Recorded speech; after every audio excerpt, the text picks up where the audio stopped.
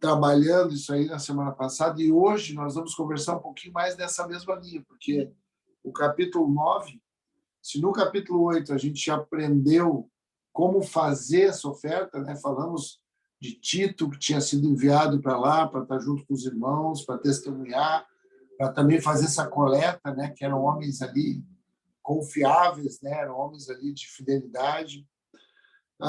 Então, agora no 9, a gente vai ver quais os benefícios espirituais dessas ofertas.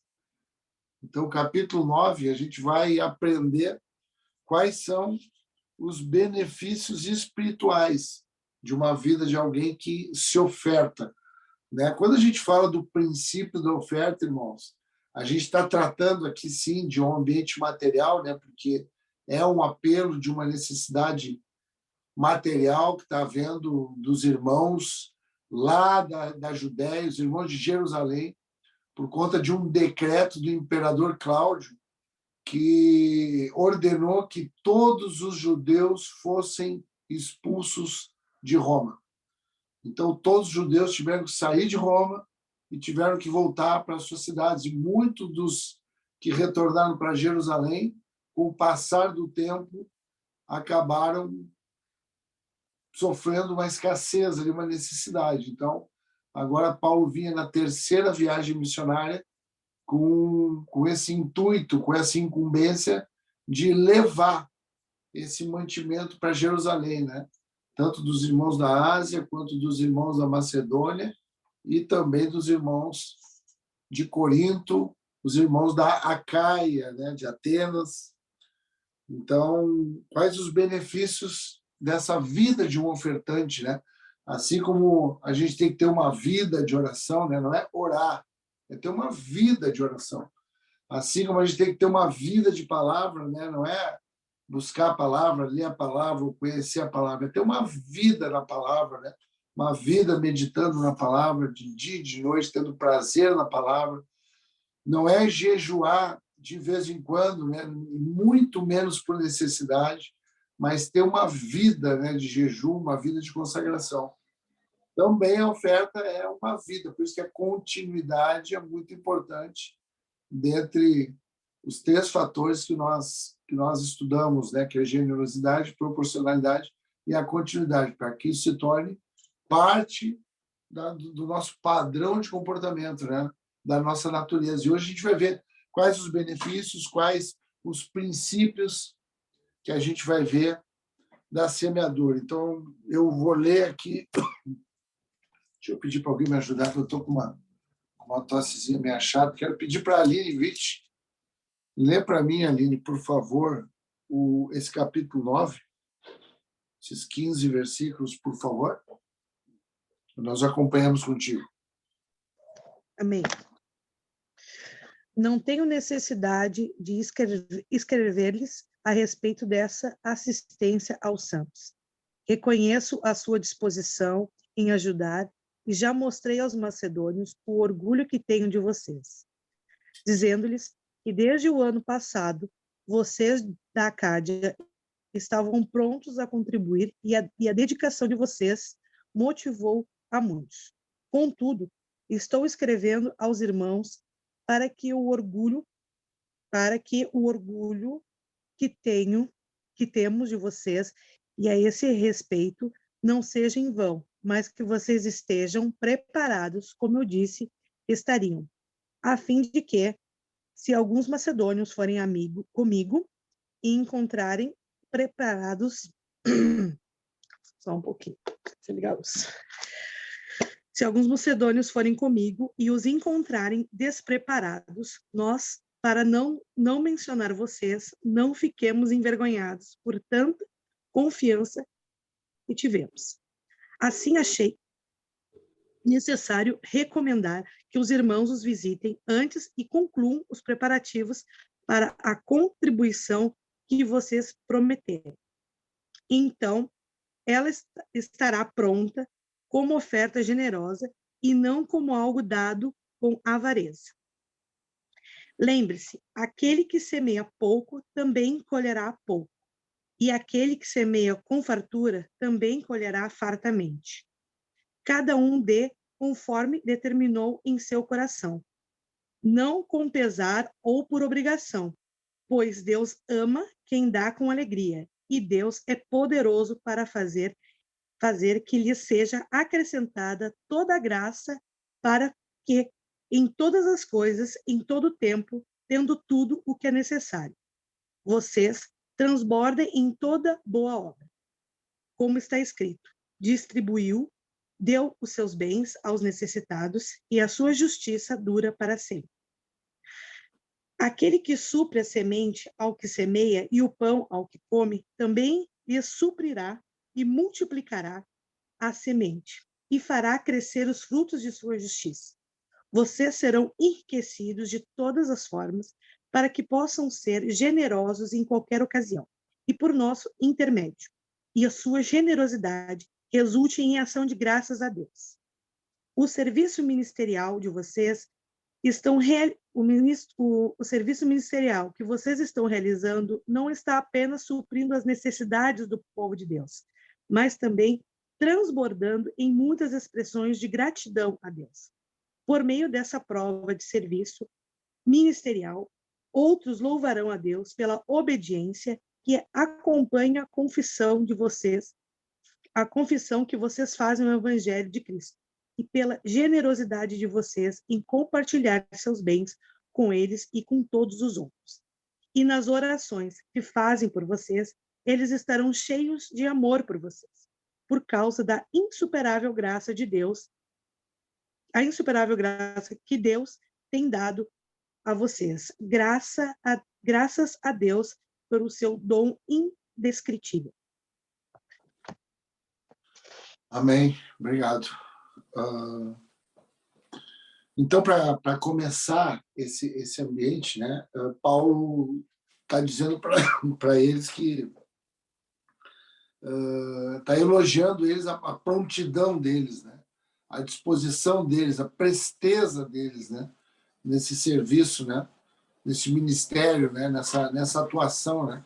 Então, foi requerido deles, eles responderam prontamente, né. Então, essa boa vontade, eu acho que é muito importante, né? Então, escreve aí essa presteza, né? Quando tu é requerido para participar de alguma forma, nesse caso aqui, para participar em relação à oferta, há uma prontidão desse que já está movido na fé, desse que está se movendo pelo Espírito, há uma prontidão, uma presteza, uma boa vontade, há uma disposição de agir. E essa prontidão, ela vai gerar um estímulo. Tu vê que essa prontidão, a Aline falou que motivou a muitos, estimulou a muitos. Então, essa ação, quando é uma boa obra, quando aquilo vem de Deus, né? Quando aquilo vem a partir do Espírito Santo, aquilo aí, a gente imediatamente responde, a gente não fica pensando, a gente não fica titubeando, a gente não fica em dúvida, né? A gente responde, a gente diz, eis-me aqui, né? Isaías disse, eis-me aqui, é eu mesmo, envia-me a mim. Tem uma prontidão de resposta, é eu mesmo, está aqui, eu tenho. Eu dou, eu não fico pensativo, eu não fico duvidando. Ele responde prontamente. E essa resposta, né, pronta, essa resposta de disposição, isso aí gera um estímulo também para as pessoas que estão participando disso. No caso aqui, os irmãos da Macedônia. Né? Eles eram estimulados com esse tipo de ação. Então, tu vê que nós temos esse conhecimento, esse estudo teórico, nós temos uma ação nas nossas conversas, uma ação nos nossos cultos, na palavra, mas é preciso também que haja uma atuação prática, há uma boa obra da fé. A Bíblia diz que a fé sem obras é uma fé morta. Então, a obra de Deus, aquilo que é gerado em Deus no subjetivo, isso aparece. Aquilo que é gerado no invisível pela palavra, depois se torna visível. O verbo se faz carne. Então, há uma ação prática, palpável, visível. E isso é um estímulo. É para que haja um estímulo. É mais ou menos o efeito da fé. no milagre. Então, o efeito da fé no milagre é para que as pessoas creiam. Então, aquela visualização daquela ação extraordinária, espetacular, aquele sinal miraculoso, ele é para que gere fé. Então, é estimulante, motiva, né? Então, essa ação, primeira coisa que ela faz, ela motiva, né? E também, dentro dessa primeira parte, ele diz, olha, o pessoal está indo aí para pegar e eu não quero que vocês estejam despreparados para que haja ali um testemunho mesmo daquilo que eu estou falando e daquilo que vocês se comprometeram. Então, é um compromisso. Anotem também que a oferta ela é uma expressão de um comprometimento. É uma expressão, nós vimos, né, na semana passada, é uma expressão de um senso de responsabilidade, um comprometimento, uma atuação de uma palavra empenhada, um compromisso assumido. E também essa expressão da oferta, ela expressa um coração generoso, essa prontidão na expressão é um coração generoso e não avarento. Então, aqui traz o que revela alguém que duvida, alguém que tem medo de ofertar, alguém que não quer participar. Então, revela uma ausência de responsabilidade com os projetos de Deus e revela também uma insegurança no que diz respeito à vida material, que é a avareza. Então, a avareza ela é o antagonismo da generosidade. Então, se alguém que é generoso, ele está disposto para fluir, para entregar, porque quando a gente fala de oferta, a gente está pensando na oferta de Cristo, como Cristo se ofertou. Cristo foi a oferta. Ele era o sacrifício. Ele mesmo foi o sacrifício. Então, ele é o exemplo maior de alguém que entrega tudo que tem pelo outro. Porque é alguém que é seguro por aquilo que já recebeu. Ele é seguro da sua riqueza. Então, por isso que ele entrega. O que é uma pessoa avarenta? O que é uma pessoa mesquinha? É uma pessoa que tem medo. Então, às vezes, uma pessoa avarenta e mesquinha pode ser que ela traga uma aparência de organização, de prudência. Por isso que nós não estamos aqui para fazer julgamento de mérito, julgamento de ações, mas a gente está aqui para sondar o nosso próprio coração. Como é que é o meu coração? Será que eu estou me enganando, dizendo que é segurança, dizendo que é organização, ou será que isso é uma expressão de medo, de insegurança e de avareza, de egoísmo?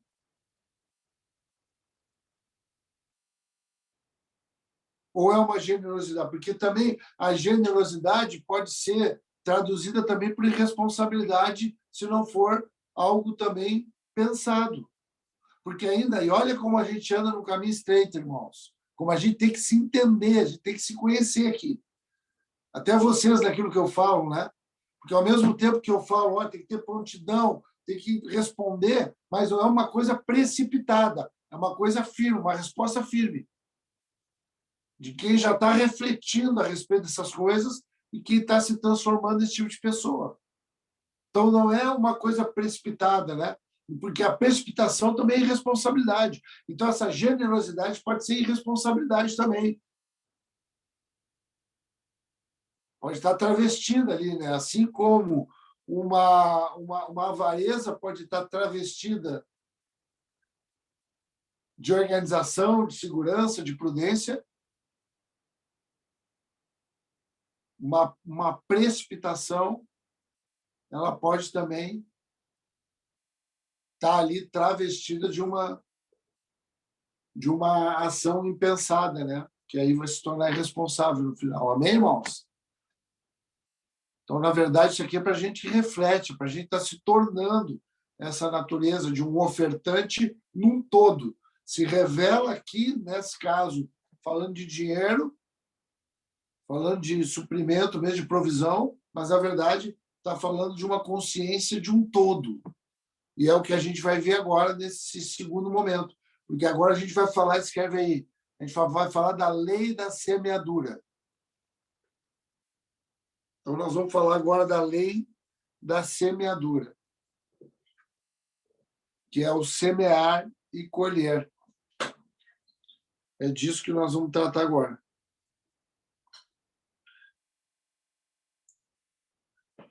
É um princípio, né, da semeadura, uma analogia à oferta. Então, ali, ele diz, bom, então isso tem uma... Aí nós trabalhamos de novo com a questão da proporcionalidade, né? Então, ele diz, quem semeia muito, colhe muito. Quem semeia pouco, colhe pouco.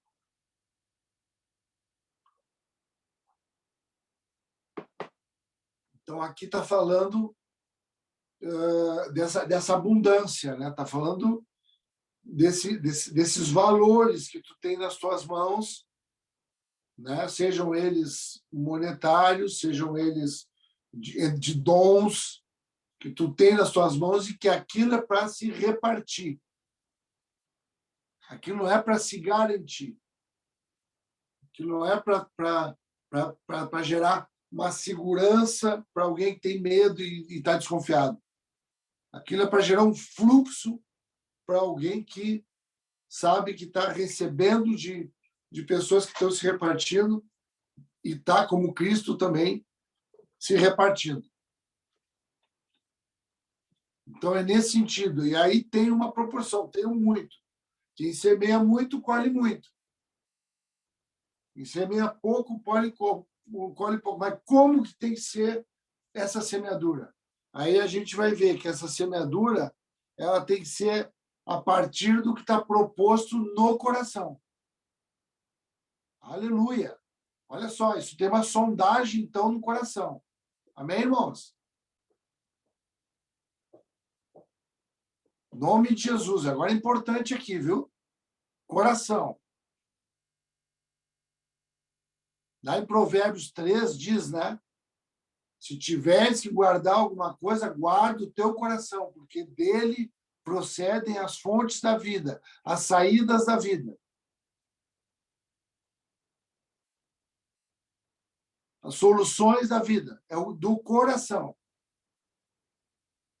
Então, naquilo que tu tiver proposto no coração. Então, está falando de gente que reflete, gente que pensa, gente que compartilha, gente que está sempre de prontidão. Então, não é precipitado. Alguém que está de prontidão tem uma vida de ofertante, tem uma vida que sabe que é um abençoador, ele sabe que é um abençoador, e ele está ali pronto, a partir daquilo que vai se propor no coração dele. Isso é individual. Então, esse é o muito e é o pouco. É aquilo que está proposto no teu coração, é o todo que está proposto no coração. Amém, queridos? Não é para fazer uma relação quantitativa. Porque, obviamente, que nós queremos colher muito. Nós queremos colher muito em todas as áreas. Então, nós queremos semear muito. Semear muito é o quê? É semear tudo. Não é tudo que nós temos, mas tudo que está proposto no coração. Então, Deus semeia já no coração o quanto que é esse tudo. Dá para entender, irmão? Estão conseguindo acompanhar aqui? Se ficar meio complicado aí, pode abrir aí, dar um grito aí que a gente fala de novo. Então, é o muito. Todo mundo quer semear. Ninguém quer semear pouco, né? Porque ninguém quer colher pouco. Então, nós queremos semear muito. O que é semear muito? É semear tudo. E o que é o tudo? O tudo é o que está proposto no coração. Não pode ser mais do que está proposto no coração, porque senão excede. É irresponsabilidade. Não pode ser menos também. Não pode estar quente, porque senão é pouco. Então, é o tudo. Então, está falando de uma sondagem do coração. Alguém que conhece o coração, alguém que sabe o que tem. Eu sei o que eu tenho de palavra para dar, eu sei o que eu tenho de oração para dar, eu sei o que eu tenho de força para me visitar as pessoas para dar, eu sei o que eu tenho de força de conselho para mim poder derramar sobre as pessoas, eu sei isso, o que eu tenho também na minha conta bancária, eu sei o que é a minha vida econômica, financeira, doméstica, para mim estar pronto para entender o que está proposto no meu coração, o que Deus colocou no meu coração, porque tudo que eu tenho é dele. Tudo vem dele. E tudo é por ele. E tudo também é para ele. Então, no fundo, irmãos, está falando do relacionamento com ele. Sempre. Por isso que é esse exame, examine-se o homem a si mesmo. Então, nessa área, não pode ser alguém que ele é movido por apelo. Isso é necessidade e comoção. Mas é alguém que é guiado pelo Espírito. Daí é comportamento de filho. Comportamento de herdeiro. Comportamento de gente responsável. Então, aí está a lei da semeadura. O princípio do semear e colher. Como é que a gente sonda o nosso coração? Aí, como é que a gente lê o nosso coração agora? Como é que eu vou saber o meu coração para saber o que está proposto? Então, ali diz que tem que ser com alegria. Não pode gerar um pesar. Isso é importante, viu, irmãos? Essa sondagem do coração para ver. Está pesado, estou chateado com aquilo ali, então não dá. Porque tem que ter alegria. Quem oferta, quem tem uma vida de ofertante, ele faz com alegria, ele faz com desprendimento, ele faz com prontidão. Ele sabe que é isso que ele tem que fazer. Por isso que ele não faz porque precisam do que é dele. Ele faz porque é isso que a natureza dele faz. Foi feita para fazer. Ele é uma oferta. Por isso que Jesus é a oferta. Então, ele é uma oferta. Então, ele faz aquilo ali com prontidão, ainda que com reflexão, com proporcionalidade, mas com alegria. Então, ele tem alegria e não tristeza. E viram ali que fala no versículo 7 que é com alegria, que tiver proposto no coração, não com tristeza ou necessidade. Então, não é essa a medida que nos move, não é necessidade, ainda que a gente supra necessidades. Porque Deus ama a quem dá com alegria. Amém, irmãos? Então, se tem pesar ainda no coração, não dá. Deixa Deus trabalhar o teu coração. Porque isso aqui não é uma obrigatoriedade. O Senhor não precisa do nosso dinheiro. O Senhor, a igreja não precisa do nosso dinheiro, ainda que precise. Dá para entender? Tecnicamente precisa, né? Mas, na verdade, não precisa, porque é a obra de Deus, a obra dele, imagina. Então, se não está seguro ainda, Deus está trabalhando aí na tua vida. Não te preocupa. Agora, a hora que caiu a ficha, entendeu a participação, a responsabilidade, o que está acontecendo, quem tu é, aí agora não para mais. Em nome de Jesus. Por isso que não pode ser uma coisa solta assim, fruto de um apelo, de uma emoção, de uma comoção, de uma necessidade. Aleluia! Muito bom, muito bom, muito bom. Aí, ele começa a falar o que é isso. Então, ele começa a falar da graça agora. Agora, Paulo começa a dizer dos benefícios, né? Fala da graça agora, da graça abundante. Então, olha agora os aspectos subjetivos dessa ação objetiva. Começa a entender agora os ganhos espirituais, as vantagens espirituais desse homem, dessa mulher, dessa família espiritual. As vantagens são a graça. Começa a ser derramado graça. A vontade as vantagens é uma abundância. São valores acima da média.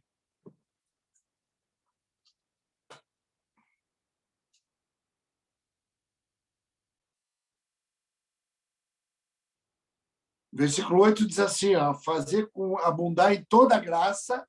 Aí está falando agora coisas que vêm anterior ao dinheiro, à oferta, e que se sobrepõe também no tempo. Ela fica uma graça. Então, abunda essa graça, a fim de, tendo sempre...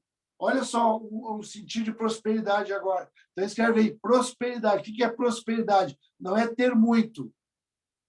É a sensação de ter sempre. A sensação de estar sempre suprido. Isso aí é uma relação espiritual, porque às vezes tu está passando uma necessidade, mas tu tem a sensação de ter sempre, ou seja, tu vê que tu precisa passar por aquela escassez, que aquilo está gerando valor.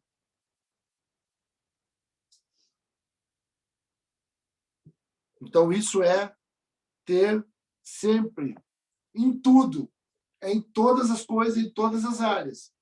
Ele tem sempre, mesmo ele doente, ele se sente com saúde, porque ele sabe que aquela enfermidade ela tem propósito, por isso que não é enfermidade. O nome daquilo é propósito, o nome daquilo é estratégia de Deus para me botar de encontro com os meus irmãos, para mim ter a minha vida trabalhada, para mim ter a minha relação com Deus trabalhada, para mim ter a salvação desenvolvida na minha consciência. Então, ele não se sente doente, ainda que ele tenha um diagnóstico. Amém, irmãos? Nessa perspectiva, é que lá no livro de Isaías 53 diz que ele levou sobre si todas as enfermidades. Foi uma consciência que ele deu que não há enfermidade, há propósito. Então, ele se sente abundante, suprido em tudo, uma ampla suficiência. E ele superabunda em toda boa obra. Então, é uma superabundância, né, de tudo. Então, em tudo que o pecado vier abundar, se vier uma avareza abundante, uma vontade de não dar, vai superabundar a graça, que vai prevalecer no coração, algo que vai estar disposto ali no coração, e a gente vai ganhar de Deus uma prontidão de resposta.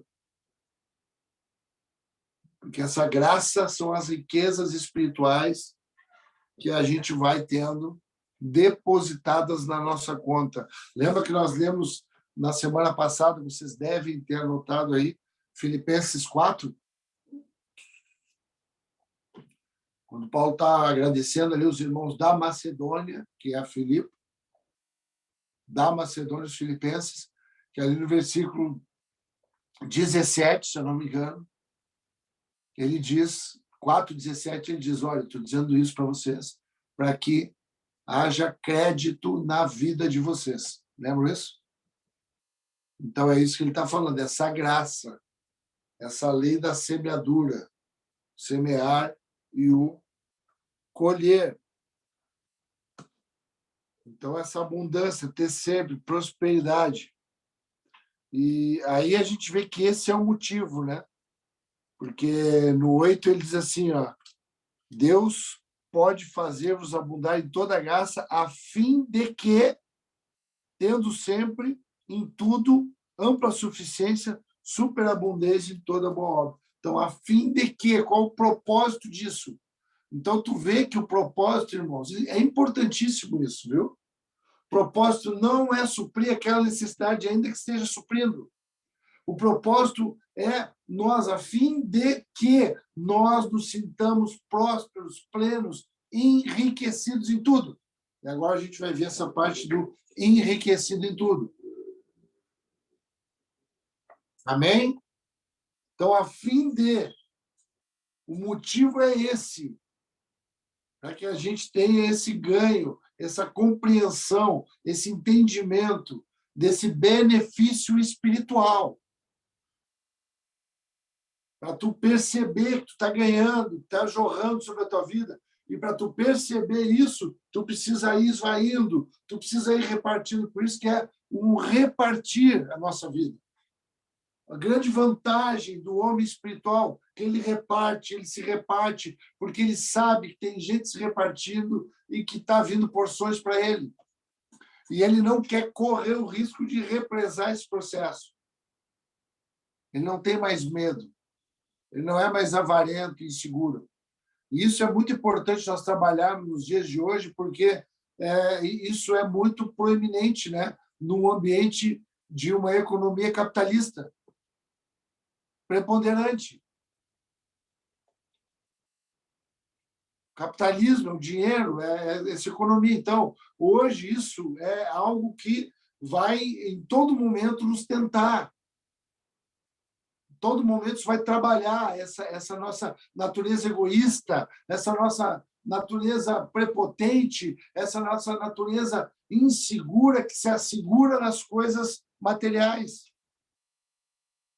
Porque não tem certeza dos benefícios espirituais. Então, a fé está nos dando uma certeza em benefícios espirituais, coisas que não se veem. Certeza, convicção, esperança.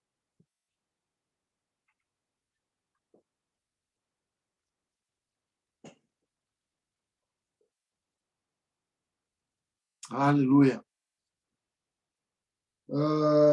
E quando ele fala dessa semeadura, né, quando ele fala desses frutos ali, porque aí ele vai falar agora da sementeira, né? Ele vai dizer que aquele que dá semente, o versículo 10 é o versículo-chave desse estudo do capítulo 9.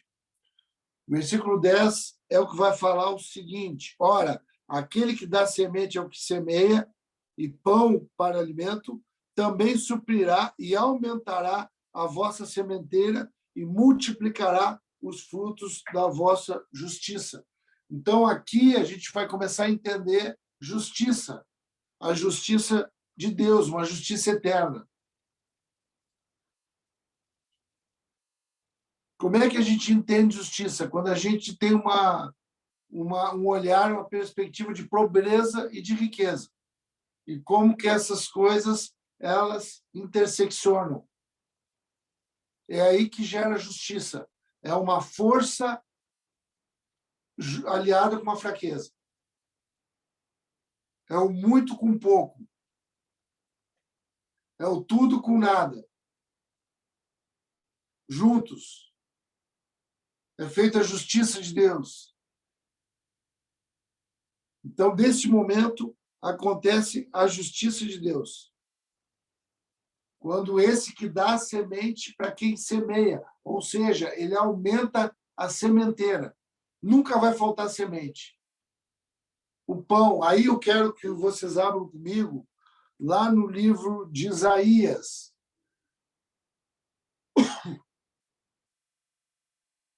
No capítulo 55. Para entender essa justiça de Deus. Por que tem o pobre, por que tem o rico, por que tem o muito, por que tem o pouco? Como é que Deus faz isso? Isaías 55.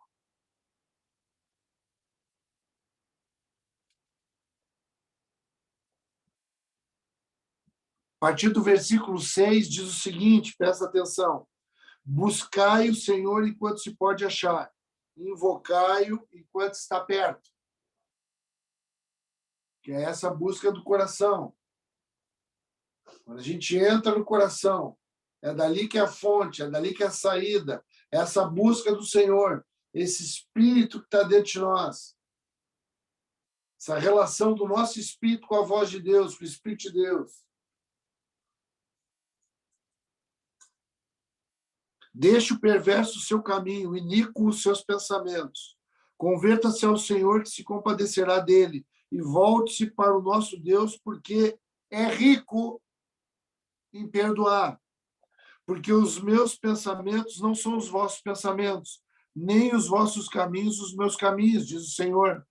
Porque assim como os céus são mais altos do que a terra, assim são os meus caminhos mais altos do que os vossos caminhos, e os meus pensamentos mais altos do que os vossos pensamentos. Porque assim como desce a chuva e a neve dos céus, e para lá não tornam, sem que primeiro reguem a terra e a fecundem, e faz brotar para dar semente ao semeador. Consegue conectar lá no capítulo 9, versículo 10 de 2 Coríntios? Então, diz que o Senhor envia, assim como ele envia a chuva, a neve. Para que ele faz isso? Ele faz para que as sementes elas frutifiquem e que o semeador tenha mais semente e pão ao que come. Assim será a palavra que sair da minha boca, não voltará para mim vazia, mas fará o que me apraz e prosperará naquilo para que a designei. Então, aqui está falando de pensamentos mais altos, está falando de caminhos mais altos do que os nossos caminhos, do que os nossos planejamentos. Por isso que é uma caminhada de fé. Os nossos pensamentos, eles nos limitam, eles nos reduzem, eles, no fim, eles nos deixam inseguros, nos deixam desconfiados, eles alimentam a nossa falta de fé, a nossa incredulidade. E nos deixam sozinhos.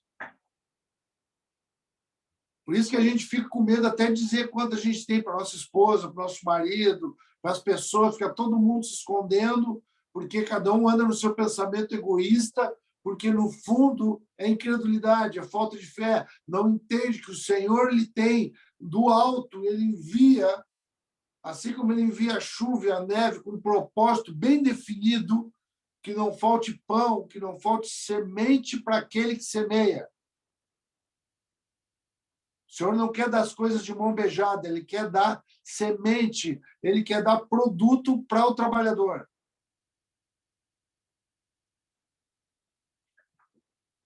Para que haja plantio, para que haja trabalho e para que se desenvolva a fé de que vai vir a água, vai vir a chuva, vai vir o tempo e vai produzir fruto. Porque os pensamentos do Senhor, eles são acima dos nossos pensamentos. São pensamentos de alguém que está dizendo, não vai faltar nada, não pode te dispor, pode ser provedor, pode ser abençoador, deixa de só querer ser abençoado e vai ser abençoador, deixa de só querer ser provido e vai ser o provedor. Isso é um homem de fé. Porque não vai faltar semente nas tuas mãos, se tu for um semeador.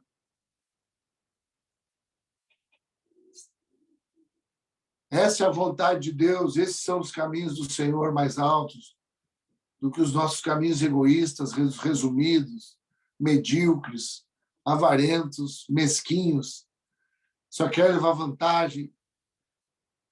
Isso é um caminho do medo, um caminho da escravidão. É o caminho humano. Deus está nos dando caminhos mais altos. Aleluia.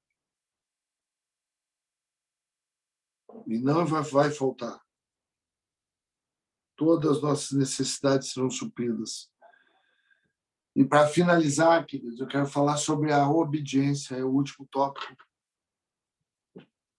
que é o que a oferta também dá de benefício espiritual para um homem, para uma mulher, para uma família que é ofertante, para uma família que ela é liberal.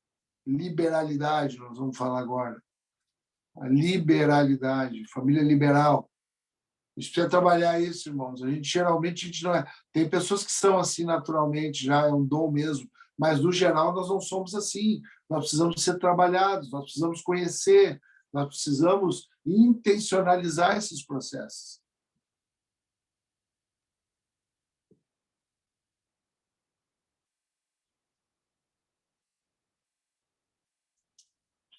Quando fala dessa graça, né?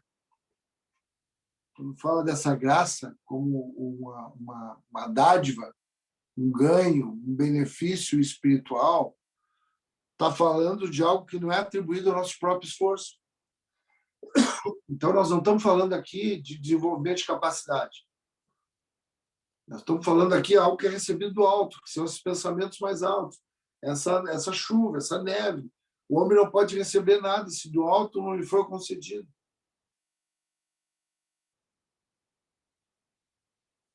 Então, quando a gente fala de graça, quando a gente fala das virtudes de Deus, quando a gente fala do desenvolvimento dos nossos talentos, dos nossos dons, isso não está atribuído ao nosso esforço.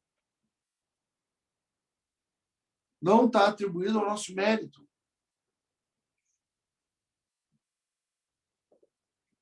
Isso está atribuído à vontade de Deus, à justiça de Deus. Depois que nós recebemos fé, depois que nós recebemos o impulso do Senhor, aí o nosso livre-arbítrio é posto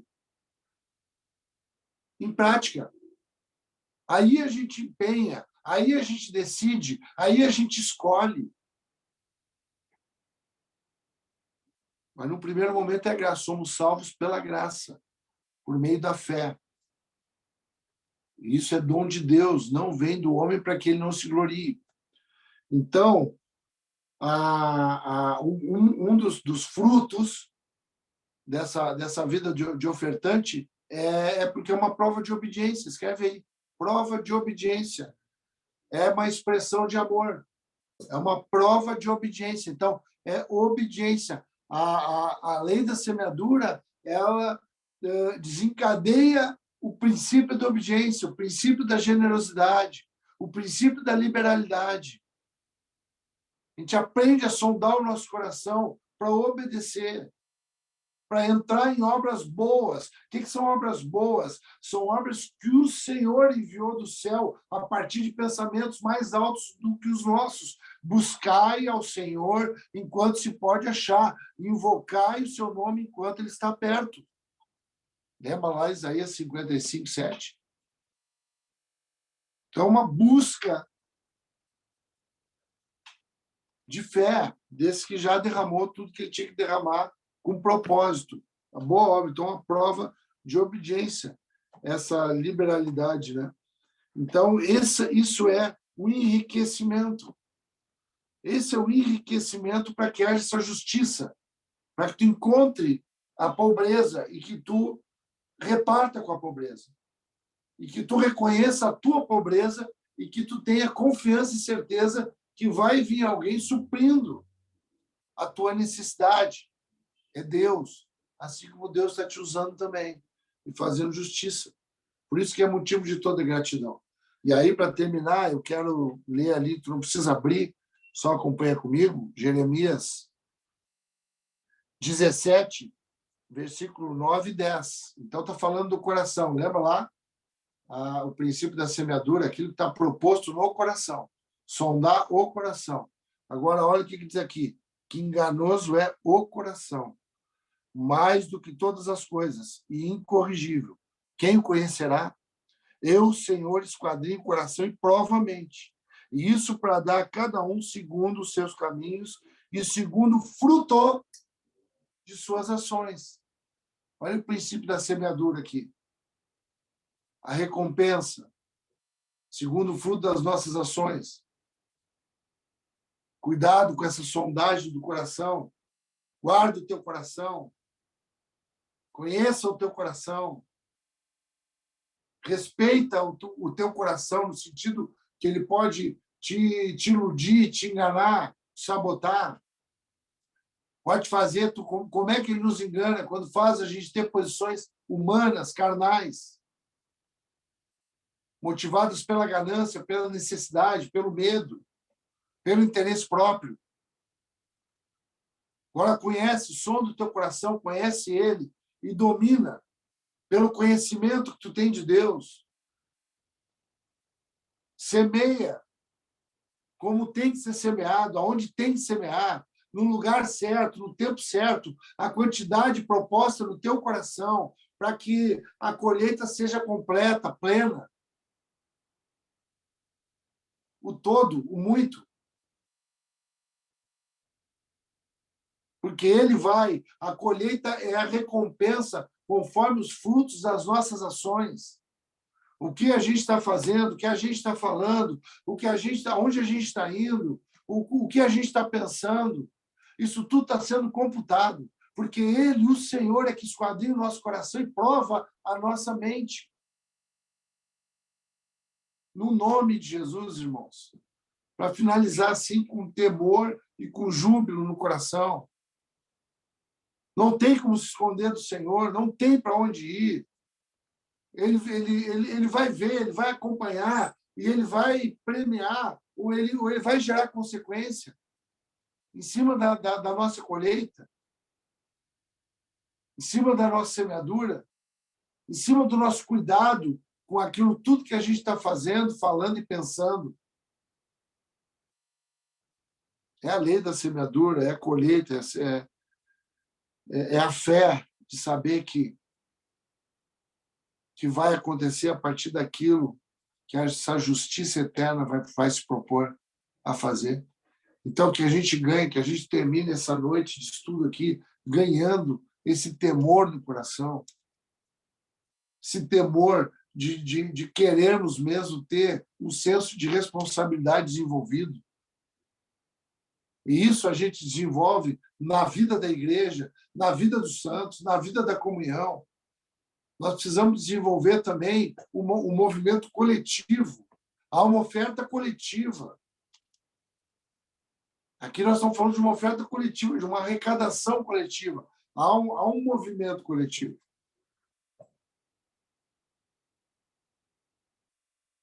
Não fica alheio a esse movimento. Não fica à parte desse movimento para que tu colha graça, frutos de justiça eterna. Para que tu participe desse movimento de generosidade, de liberalidade, de obediência. Em nome de Jesus. Amém, queridos? Era até aqui que eu queria ir. Passou um pouquinho, mas é isso mesmo. Gratidão a Deus através de nós. Fala do dom inefável. Isso é uma graça. No final diz, graças a Deus pelo seu dom inefável. É um dom que não se pode nem falar, que não se pode mencionar. A gente vai ver isso ali no capítulo 12, quando Paulo tem revelações ali que não se pode nem falar a respeito disso. A graça de Deus gera em nós uma gratidão mesmo, que não dá nem para a gente falar, porque a gente acessa pensamentos mais altos, planos mais altos, caminhos mais altos, acima do que a gente pode pedir ou pensar. Então a gente excede aquilo que parece muito avarento, parece que sempre é muito para ele. E aquele que é generoso, parece que aquilo ali transborda, é uma coisa natural. Ele está tão superabundante que aquilo transborda da vida dele. E assim é individualmente na nossa vida como igreja, como família. O Senhor nos ajude nessa semana a pensar sobre essas coisas e a ganhar esse coração liberal, obediente,